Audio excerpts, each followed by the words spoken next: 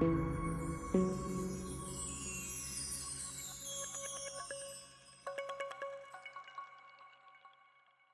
مرتبہ سلطان غیاث الدین بلبن نے ایک قلعہ پر چڑھائی کی۔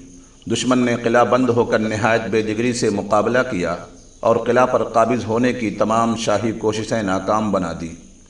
بادشاہ محاصرہ کی طوالت سے اکتا گیا۔ اسی دوران میں ایک رات سخت طوفان بارش کے ساتھ آیا۔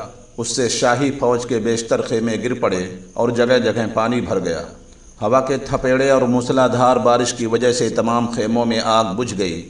ادھر سردی کی وہ شدت ہوئی کہ رگوں میں خون منجمد ہونے لگا۔ اس حالت میں بادشاہ کا خادم خاص یاسقہ بادشاہ کے لیے وضو کا پانی گرم کرنے کے لیے آگ کی تلاش میں نکلا۔ اسے دور ایک جگہ روشنی نظر آئی۔ وہاں پہنچا تو دیکھا کہ ایک خیمہ کھڑا تھا اور اس میں چراغ جل رہا تھا۔ اس کی روشنی میں ایک درویش سورج سپاہی قرآن حکیم کی تلاوت کر رہا ہے۔ خادم پر ہیبت چھا گئی اور اسے آگ مانگنے کا ہوش ہی نہ رہا۔ درویش نے خود ہی سر اٹھا کر پوچھا، کیوں بھائی، آگ کی ضرورت ہے؟ خادم نے اس بات میں جواب دیا تو درویش نے کہا، جتنی آگ چاہیے ہو بے دھڑک لے جاؤ۔ خادم نے خیمے کے اندر داخل ہو کر ایک لکڑی سلگائی اور شاہی آبدار خانہ میں آ کر حمام گرم کیا۔ لیکن اس واقعے سے اس کے دل میں بڑی بے قراری پیدا ہو گئی۔ صبح کاذب کے وقت مشق لے کر پھر اس درویش کے خیمے پر گیا۔ دیکھا تو وہ درویش خیمہ میں موجود نہ تھے۔ ادھر ادھر دیکھا تو کچھ دور ایک تالاب نظر آیا۔ وہاں وہ درویش وضو کر رہے تھے۔ خادم ایک گوشہ میں کھڑا ہو گیا۔ درویش نے فارغ ہو کر نماز فجر ادا کی اور اپنے خیمے میں آ گئے۔ خادم اب تالاب پر پہنچا تو دیکھا تو جس جگہ درویش نے وضو کیا تھا وہاں کا پانی گرم تھا۔ حالانکہ سردی کی شدت سے ارد گرد کا پانی جم گیا تھا۔ خادم نے اسی جگہ سے اپنی مشق میں پانی بھرا، اس کو لے کر آبدار خانے میں گیا اور اپنی عقل سے معلوم کر لیا کہ یہ سب اسی درویش کی عظمت و برکت کے سبب ہوا ہے، لیکن اس راز کو دل ہی میں رکھا۔ دوسرے دن نماز فجر سے کچھ پہلے تالاب پر پہنچا اور پانی کو دیکھا کہ جمع ہوا ہے۔ وہ ایک درخت کے پیچھے چھپ کر بیٹھ گیا۔ اتنے میں وہ درویش تالاب پر آئے اور اس کے کنارے پر ایک جگہ بیٹھ گئے۔ ان کے سامنے پانی نے اسی وقت جوش مارا۔ انہوں نے وضو کیا اور تشریف لے گئے۔ خادم نے وہاں سے گرم پانی کی مشق بھری اور سیدھا سلطان کی خدمت میں حاضر ہوا۔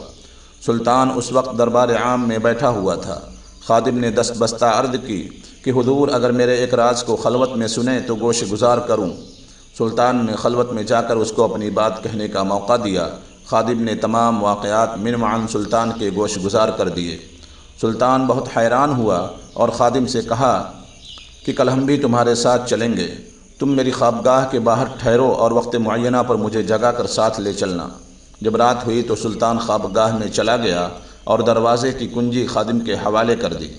جب 2-4 گھڑی رات باقی رہ گئی تو خادم نے دروازہ کھول کر سلطان کو جگا دیا۔ سلطان مسلح ہو کر باہر نکلا اور خادم کے ہمراہ تالاب کے قریب ایک جگہ چھپ کر بیٹھ گیا۔ وہ درویش حسب معمول تشریف لائے۔ پانی نے جوش مارا۔ انہوں نے وضو کیا اور نماز پڑھ کر واپس تشریف لے گئے۔ سلطان نے پانی کو ہاتھ لگایا تو گرم تھا۔ وہ بہت حیران ہوا اور سمجھ گیا یہ درویش سپاہی کے بھیس میں کوئی مرد خدا ہے۔ اسی وقت خادم کو ساتھ لے کر درویش کے خیمہ پر پہنچا۔ وہ کلام پاک کی تلاوت کر رہے تھے۔ سلطان دست بستہ سامنے کھڑا ہو گیا۔ یہ ایک عجیب و غریب منظر تھا۔ ہندوستان کا فرما روا، جس کے ہیبت و جبروت کا اکناف عالم میں ڈنکا بج رہا تھا، ایک بوریا نشین فقیر کے سامنے ہاتھ باندھے کھڑا تھا اور زبان سے بات تک نہ نکلتی تھی۔ درویش تلاوت سے فارغ ہوئے تو ان کی نظر سلطان پر پڑی۔ تعظیم کے لیے اٹھے اور سلام کیا۔ سلطان نے مؤدبانہ عرض کی کہ میری خوش بختی اور سعادت ہے کہ آپ جیسے بزرگ میرے لشکر میں موجود ہیں، لیکن اس کے باوجود افسوس ہے کہ یہ قلعہ ابھی تک فتح نہیں ہو سکا۔ دعا فرمائیے کہ اللہ تعالی لشکر اسلام کو فتح عطا فرمائے۔ درویش نے ہر چند اپنے آپ کو چھپانے کی کوشش کی، لیکن سب بے سود، کیونکہ سلطان جو اپنی آنکھوں سے ان کی کرامت دیکھ چکا تھا کسی طرح نہ مانا۔ آخر انہوں نے دعا کے لیے ہاتھ اٹھائے اور سورہ فاتحہ پڑھ کر فرمایا کہ اسی وقت حملہ کرو، اللہ تعالیٰ فتح نصرت عطا فرمائے گا۔ سلطان خوش رخصت ہوا اور لشکر میں پہنچ کر اسی وقت دھاوا بول دیا۔ محصورین نے بہت جلد ہتھیار ڈال دیے اور قلعے کے دروازے کھول دیے۔ سلطان اس فتح پر سجدہ شکر بجا لایا اور دوسرے دن برہنہ پا درویش کی خدمت میں حاضر ہونا چاہا۔ انہیں بادشاہ کے ارادے کا علم ہوا تو انہوں نے اپنا تمام مال و اسباب فقراء میں تقسیم کر دیا اور خود ایک کمبل اوڑھ کر لشکر سے چل کھڑے ہوئے۔ بادشاہ ان کے خیمہ پر گیا تو اس کو خالی پایا۔ یہ درویش خواجہ شمس الدین ترک تھے۔ وہ شاہی لشکر سے نکل کر سیدھے اپنے مرشد مخدوم علاء الدین علی احمد صابر کلیری کی خدمت میں پہنچے۔ وہاں سے چند دن بعد ان کو پانی پت جانے کا حکم ہوا اور انہوں نے باقی زندگی اسی شہر میں اصلاح و تبلیغ کا فریضہ انجام دیتے ہوئے گزار دی۔ واقعے کا حاصل: یقیناً مسلمانوں میں ایسے عظیم بزرگ بھی گزرے ہیں۔ بے شک وہ عظیم لوگ تھے، لیکن سوچنے کی بات یہ ہے کہ یہ لوگ عظیم کیسے بنے؟ اس کا واضح جواب یہی ہے کہ انہوں نے تقوی اختیار کیا اور منچاہی زندگی کو چھوڑ کر رب چاہی زندگی گزاری۔ چنانچہ اگر آج بھی ہم تقوی کو اختیار کر لیں تو یقیناً ہم بھی کامیاب ہو سکتے ہیں۔ دعا ہے کہ اللہ تعالی ہم سب کو اس واقعے سے سبق حاصل کر کے متقی بننے کی توفیق عطا فرمائے۔ آمین یا رب العالمین۔